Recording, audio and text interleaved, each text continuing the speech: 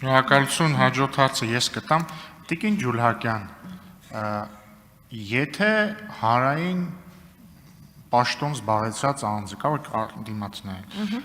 կամ, չգիտեմ, քաղաքական գործիչ է, կամ հանրային գործիչ է, մեղադրվում է մարդասպանություն պատվիրելու մեջ, դե կարևոր չի, մեղավոր չի, մեղադրվում է, համապատասխան վարույթ կա, քրեական գործ է հարուցվում, ձերբակալվում է, կալանավորվում է։ Ըստ ձեզ համապատասխան մարմինները այդ հանրային հնչեղու դե ակնհայտ է, չէ՞ որ եթե հանրային նախկին պաշտոնյա է հայտնի մարդ է, անպայման չի քաղաքական գործիչ է, հայտնի մարդ։ Հարցածագելու, բայց հատկապես եթե քաղաքական գործիչ է,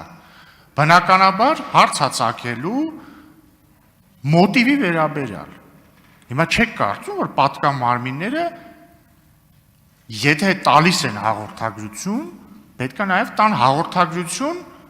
ենթադրյալ մոտիվի վերաբերյալ, հակառակ դեպքում եթե չտան, բոլորը չեն հարցնելու, այս մարդուն ինչի եք ձերբակալել։ Խնդրեմ ձեր պատասխանը։ Շնորհակալ եմ հարցի համար, պարոն Ռուբինյան, մոտիվ իհարկե պետք է ներկայացվի, բայց այդ մոտիվի ներկայացման շրջանակներում պետք է նաև իրավաչափության եւ համաչափության սկզբունքի մասին չմոռանանք, որովհետեւ այս հարցում կոնկրետ անձն է, որը մեղադրվում է, հա, կոնկրետ գործողություն կատարելու մեջ։ Եթե այդ շրջանակներում այլ անձի անձնական կյանքի վերաբերյալ տեղի ունենում հաղորդագրության տարածում, մենք պետք է հասկանանք, թե այդ ինֆորմացիայի հրապարակումը որքանով էր անհրաժեշտ այդ մոտիվի ամբողջական բացահայտման տեսանկյունից։ Ես կարծում եմ, որ կարելի էր այդ հաղորդագրությունը ավելի մեղմ ձևակերպումներով տարածել այլ անձի անձնական տվյալների հրապարակման հետ կապված։ Շնորհակալություն, բայց ես հիմա արձագանքում եմ, բայց ես լավ չեմ հասկանում, տվյալ դեպքում ոնց էր հնարավոր ենթադրյալ մոտիվը հրապարակել, առանց ձեր ասած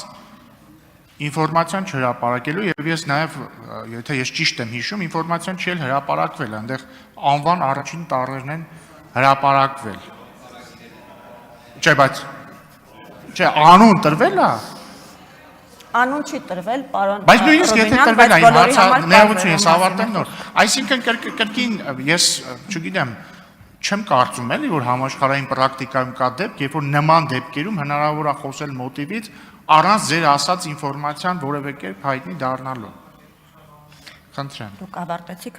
պարոն Ռուբինյան, ես շարունակում եմ պնդել, որ յուրաքանչյուր գործողություն, որը կատարում է պետական մարմինը, պետք է իր համաչափության եւ իրավաչափության խնդիրը լուծի։ Ես կարծում եմ, որ այս դեպքում հաղորդագրությունը այդ սկզբունքին չի բավարարել։ Եվ կարող էր ավելի մեղմ ձևակերպումներով անել նույն բանը։ Համաձայն չեմ, բայց լավ, Արթուր Խաչատրյան։